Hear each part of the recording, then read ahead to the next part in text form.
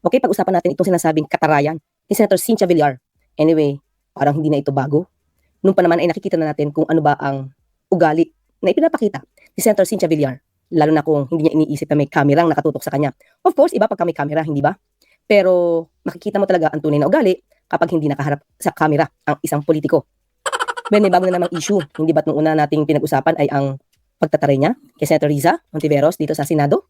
At parang pinagbintangan pa niya nangungumisyon ang senadora kasama ang ibang mga taga-DSUD patungkol sa project ng pabahay na talagang tinututulan niya. Priority should be the poor and the homeless. Why will you insist on building condominium? Dahil kikita ka doon sa contractor ng condominium. Ito yun yung video noong ang gusto kasi ni Senator Riza Hontiveros magkaroon ng mga condo units yung mga mahihirap na Pilipino. 'Di ba? Kasi tingnan nyo nga diyan sa Metro Manila, halos daming squatter diyan, nagsisiksika na sila sa kung saan lugar. Tapos yung paligid ang dumi kasi yung mga basura nila doon tinatapon. So ang gusto ni Senator Riza Hontiveros na magkaroon ng mga condo units yung mga mahihirap na Pilipino. And then ang monthly is nasa 2,600. So kayang-kaya naman nila 'yan. And then eto si Villar, Cynthia Villar, humarang. Bakit daw bibigyan ng yung mahihirap condo units? Bakit? Ininsulto pa yung mga mahihirap ni Cynthia Villar. Hindi naman daw kayang mag-monthly ng mga mahihirap ng 2,600. Diba? Kaya ang sabi ni Villar, Cynthia Villar, sabi niya, imbis na condo units yung ibibigay nyo, lupa na lang. Bigla akong napaisip, bakit lupa? Kung lupa na lang daw yung ibigay kasi kayang-kaya daw yan ng mga mahihirap. Kasi ang monthly lang daw na lupa is 500 lang daw. So, kayang-kaya. So, napaisip ako. Sabi ko, bakit lupa? Bakit?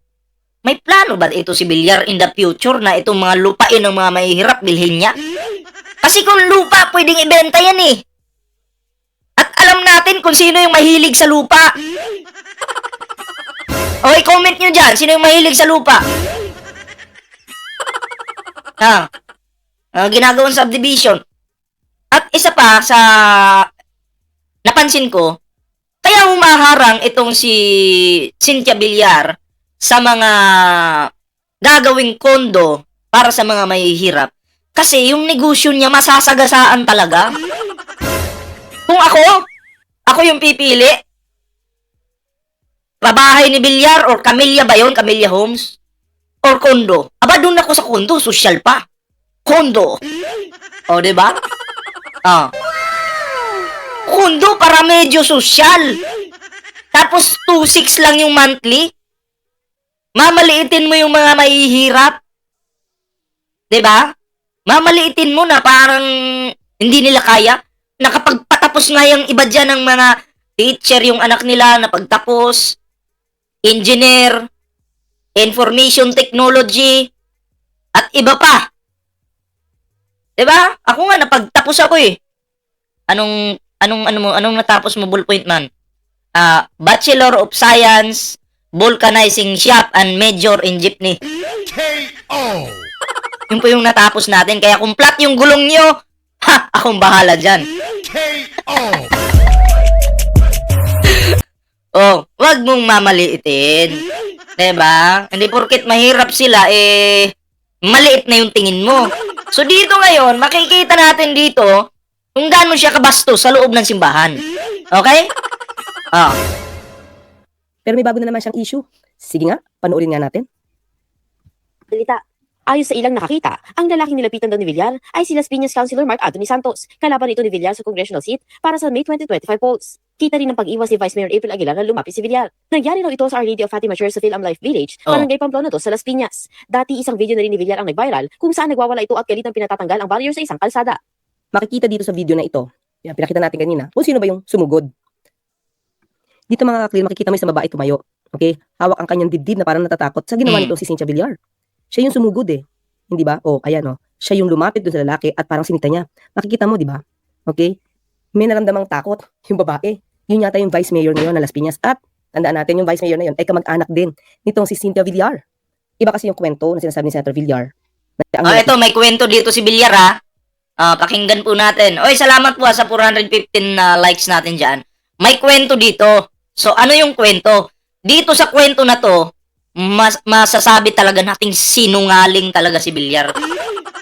Diba? Sinungaling talaga. Kasi ito po yung kwento. Dan.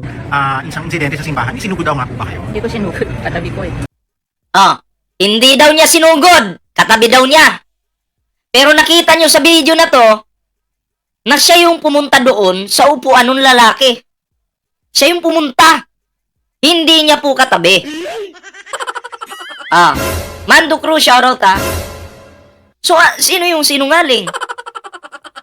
Si Cynthia Villar. Kasi may video. Diba? Kasi sila nagbabayad sa media ng paninira sa aming pamilya.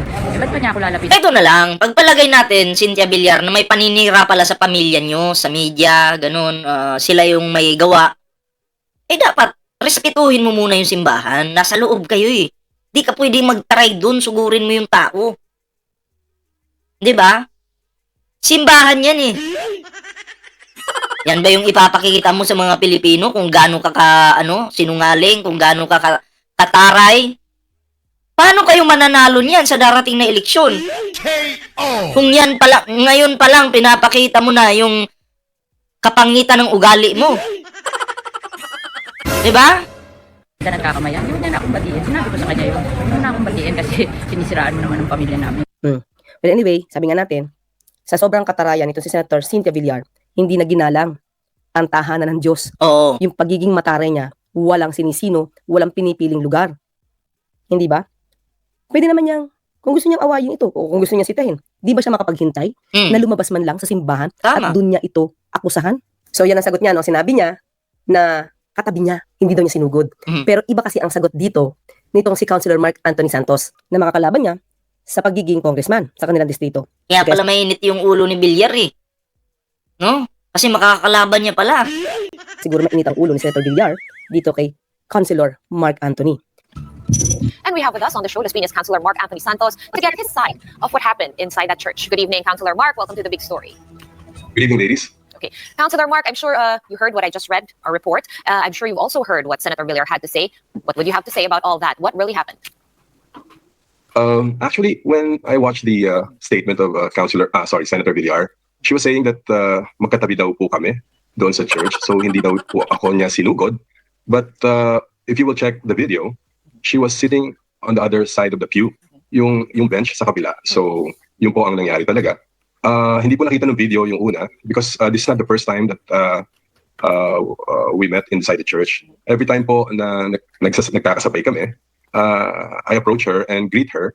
And this time, yung fifth siguro encounter namin ngayon, nung kinamayan ko po siya, sabi niya po sa akin, wag mo na akong kakamayan. Ayan oh. Maliwanag po dyan ha. Sa video na yan, na siya yung ito, yung may arrow dyan oh. Nakatayo si Villar, nasa kabilang siya, upuan, tumayo, pinuntahan itong lalaki na nagsasalita ngayon. Okay? Oo. So, hindi po sila magkatabi. Sa sinasabi ni Villar na magkatabi sila, dun palang fake news na yun. Kasi sinisiraan mo yung pamilya ko. Oh, and then I went back to my seat. And then after sitting down, tumayo po ulit siya. And then sinugod niya po ako. Oh. And then doon na po. Paano sila naging magkatabi? Hindi po sila magkatabi ah. Oh, yun na po. Nagulat po yung si Vice Mayor April doon. So kitang-kita naman po yung reaction ni Vice April. So Okay, Kahit ang may ads lang.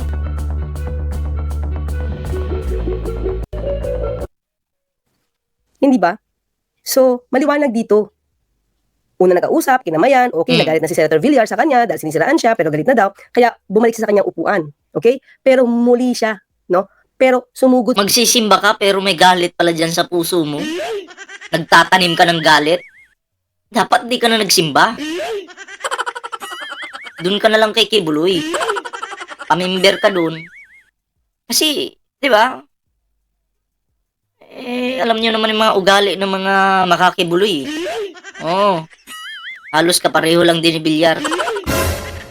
sa kanya, itong si Senator Villar, at kitang-kita naman sa video, na siya yung pinuntahan. At nga, kinilipkip, no, ni Vice Mayor April, yung kanyang dibdib, yun yung pamangkin nga ni Senator Villar. At yun ang makakatunggal nila dahil meron itong Aileen Ganitwin, salamat po sa palike sa ating live ngayon ha. ang mga Aguilar may partido, ang mga Villar may partido din. Sila din ang magka-clash dito sa susunod na eleksyon. At ito nga si Mark Anthony Santos, Councilor Mark Anthony Santos, ang makakalaban ni Senator Villar para makuha yung lone congressional seat dito sa Las Piñas. Okay? Pasimba-simba pa, Cynthia. Mata pobre naman, buhay pa sinusunog ng impyerno, sabi ni IU. Lagot ka, ayaw na sa'yo ng mga Pilipino, Villar. Oo, dapat ngayon, nagbait-baitan muna kayo. Oo, kasi para makuha nyo yung loob ng mga Pilipino. Bait-baitan ba? Plastikan ba? Paano na si Camille yan? Sa bagay, kahit ako, hindi naman ako boboto dyan eh. Actually, hindi lang naman ito yung pagtatry na nakita natin kay Senator Villar. Meron pa, ito papakita ko sa inyo. Okay? Po. Sige po, go ahead po. No, Councilor, just going back on that incident sa simbahan, nangyari yun, it happened before the mass began, correct? Kasi naririnig po namin yung lector. So, within the whole mass, di ba, meron pong pagkakataon to give a sign of peace. Well, hindi na po kayo nagkaroon ng encounters, there's no other communication or anything right after that. Actually, it was a concelebrated mass officiated by the Parañaque Diocese Bishop Mercado. And in fact, he witnessed the incident. So, he requested for a special blessing sa mga candidates.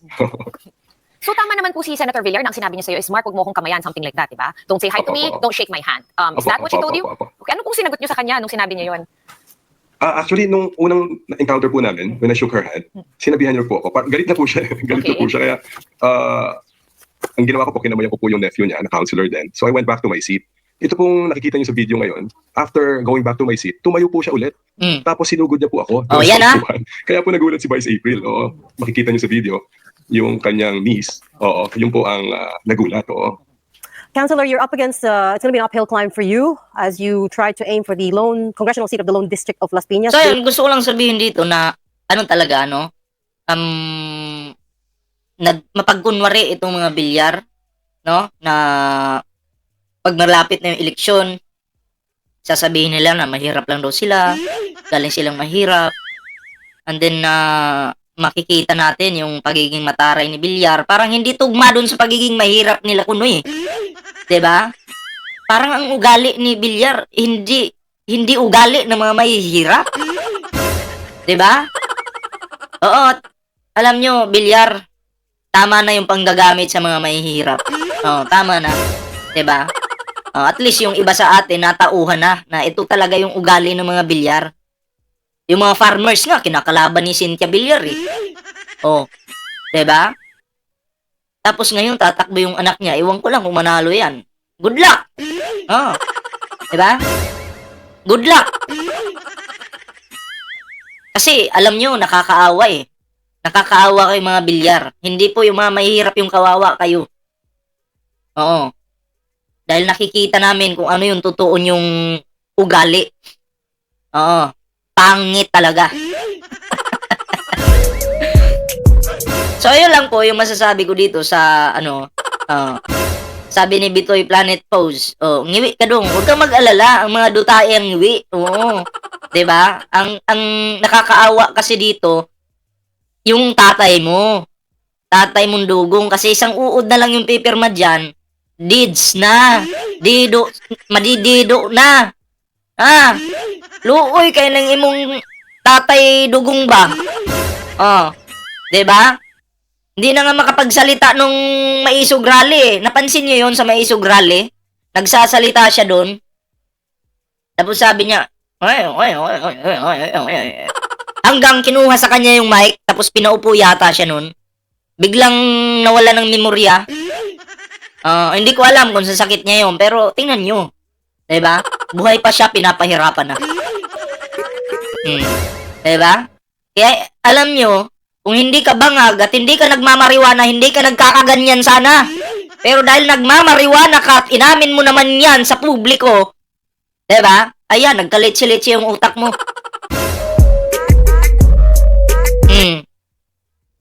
Bahala ka dyan. Basta kami, matino yung takbo ng utak namin. Diba? At least tayo, matino yung takbo ng utak natin. Hindi tayo katulad ng tatay nila na sa Bisaya pa na angu-angu na ba?